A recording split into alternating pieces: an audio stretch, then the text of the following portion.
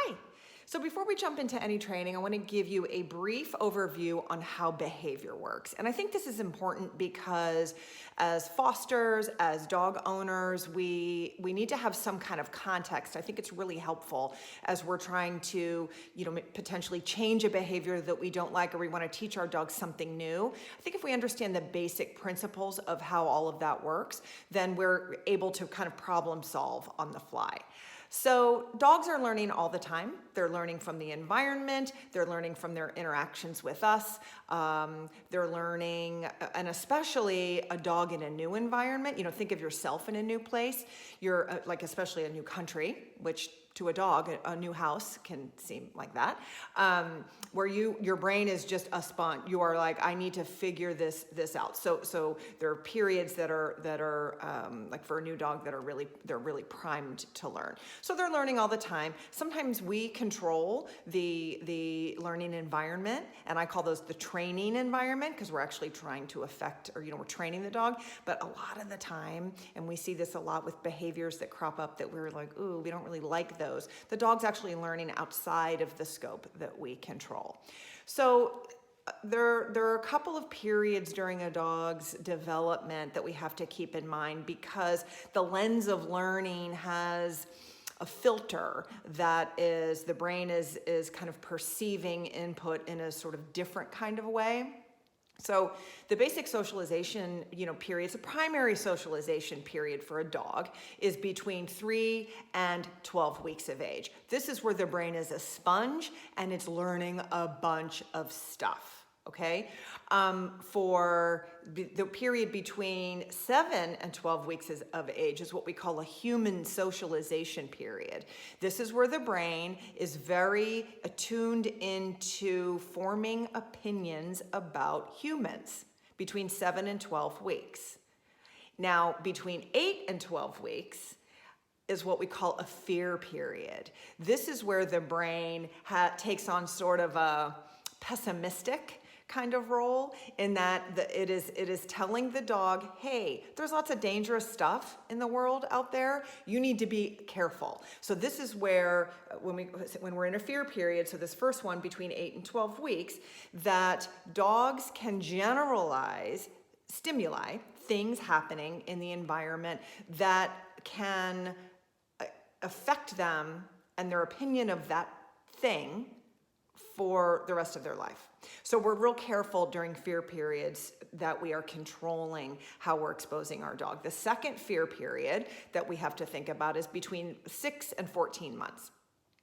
And these are ish periods, right? We don't know exactly, and depending on when we spay and neuter and these periods can start earlier or last a little longer, those kinds of things, but they're ish periods. So between 6 and 14 months is sort of that now we're in teenage, juvenile, moving into adulthood, where the brain is saying once again, hey, you need to be careful. There's a lot of, dangerous things out there. Now, so we may see an uptick in a dog's reactivity to something like, oh my gosh, what is that? They may be more sensitive.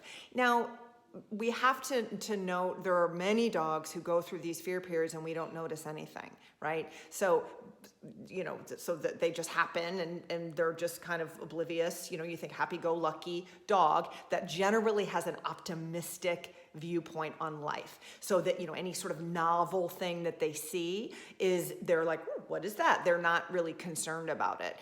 Many dogs, a lot of dogs, we see a lot of these in rescue. As a dog behavior professional, I deal with this almost exclusively, which is really sad, is that we have a lot of very pessimistic dogs, right? Where the brain is kind of stuck on, ooh, you know what?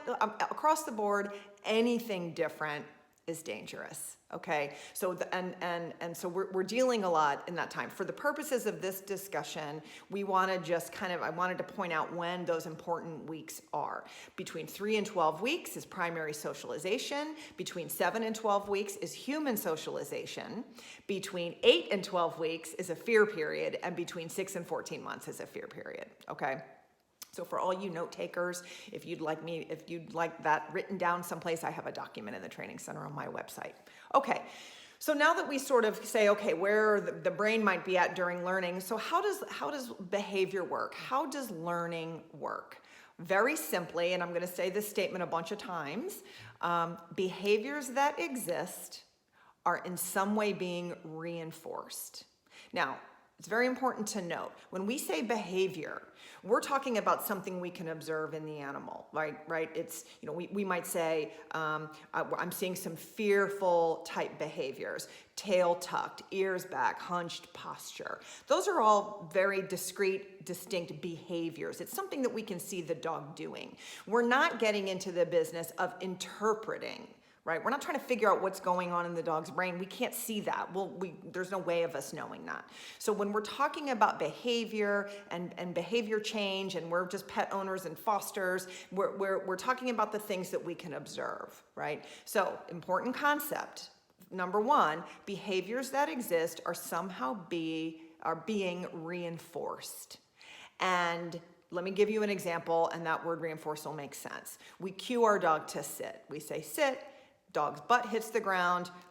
We reinforce that behavior with a treat. The treat is the reinforcer, okay? So behaviors that exist are somehow being reinforced. Now, little trick, little wrinkle in the plan. Lots of things that we wouldn't think are reinforcing are actually reinforcing to the dog. Side note, dogs, the learner, any learner, you, me, any animal, the dog gets to decide what is reinforcing. We don't get to decide for our dog. The dog gets to decide, right? So sometimes there are, let's take a behavior that most of us don't like. We don't like dogs jumping on us, let's just say, right? Well, how, if the rule is, gee, that my dog does it all the time, and I yell at the dog, or I knee the dog in the chest, old school, or if I, tell the dog he's naughty, right? How is it reinforcing? Well, all of those things to that particular dog could be attention. And so dog jumps on us, we say, get down, naughty dog or whatever. You say, Mommy's not ready, I'm wearing my work clothes, whatever we might say. That is attention. And clearly that dog, because it keeps jumping on people, finds that attention reinforcing. So even negative attention, right? Something that we think wouldn't be reinforcing can be reinforcing. Some behaviors we can control the reinforcer, right? We can control the treats, we can control the petting, all the things that a dog might find reinforcing. There are lots of things that we can control. Some of the things we don't control, right? So the example I always use is the delivery guy. Delivery guy comes up, dog barks at delivery guy leaves. Okay, so assuming that your dog really wants that delivery guy to leave, boy, that barking really worked. So the behavior of barking was reinforced by the delivery guy leaving. All right, so and you, me, the dog owner, foster mom, foster dad, we have no control over that interaction. That just happened, right? And then something else to think about, some behaviors are self-reinforcing, meaning the behavior in and of itself is reinforcing to the dog. Barking. Some dogs, especially some breed types, they like it. They just like to bark. So that behavior in and of itself is reinforcing.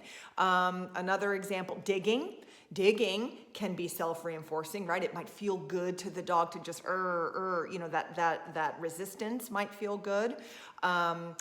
Emptying a bladder. That's self-reinforcing, right? You have a full bladder, you empty it, voila, the act of emptying, the act of going to the bathroom, is a self-reinforcing behavior, okay? So those are examples of self-reinforcing behaviors that, again, we don't have any control over as the foster or the dog owner. So behaviors that stop happening, that go away or that don't exist, are not being reinforced. So if a behavior exists, it's somehow being reinforced. If it doesn't exist, it's not being reinforced, okay? So those are really important principles to keep in mind. So how do we change behavior, right? That's of what's most interest to pet owners, to fosters. Well, how do we change behavior? Okay, so the first thing we have to ask ourselves, right, is, so what is it in the conditions, When the behavior happens, what is it that is happening right before that behavior that sets it up so that that behavior happens? Dog keeps chewing my shoes. Well, what's in the environment that allows that behavior to keep happening? Shoes on the ground. That's an easy one. We often call that management. Put your shoes away, right? So we have to ask ourselves, if a behavior is happening, what are the conditions that exist in the environment that are allowing the behavior to happen? Another example, let's take delivery guy example, right? Say the dogs were, the doorbell rang, delivery guy, doorbell, dogs bark. I mean, there's lots of parts to that behavior, but let's just, to keep it simple, an example might be, put a note out there to change the behavior, to not allow the behavior to happen. Put a note on your doorbell. No need to ring the bell. Thanks so much. Voila, we've just taken out a major contributor in the environment that is setting up the behavior to happen. Okay, so those are some very simple examples. That's the first thing we're asking ourselves. What is it in the environment that is set up, the conditions that exist that allow the behavior to happen, and let's try to fix those. That's our first obligation. First question. Second question is, we have to do our best to not reinforce the behavior that we want to get rid of. And the one that comes up most commonly are attention-seeking behaviors. Dogs that paw, whine, stare, for attention, right? So your dog, you're tired of the dog begging at the table. We're asking ourselves, well, what are the conditions that are existing that are creating the opportunity for the dog at the table, right? So we want to address those first. Then we say, am I possibly reinforcing this behavior? Well, guess what? Eye contact can be a big reinforcer. So dog whines, you look over and go, naughty, naughty dog, mommy's trying to eat, right? We have just now reinforced the behavior. And here's another wrinkle. If we only sometimes reinforce behaviors, we actually can create a stronger behavior. So that's something to keep in mind. So that second rule, right? Don't do our best to not reinforce behaviors we don't like. Then the third rule is, okay, what can we have the dog do instead? Dogs are just looking for what's reinforcing, right? So instead of jumping, for example, I would like my dog to sit. Now, sitting is incompatible with jumping. Dog cannot sit and jump at the same time, right? So that's called an incompatible behavior. Or I can ask myself, I want an alternative. Instead of jumping, I'd like my dog to go on the mat. Or I'd like my dog to go get a toy and bring it to guests, right? Or instead of barking, what's incompatible with barking? If the dog is carrying a toy in its mouth, I'd like to teach my dog to carry a toy, right? So the three things that and I'll put a slide up for this, boom, at the end for all you note takers. What's happening in the environment that the conditions exist to help the behavior happen? Are we accidentally reinforcing behaviors that we don't like? And then what would we like the dog to do instead? So if we can keep those things in mind, now we can jump into actual training.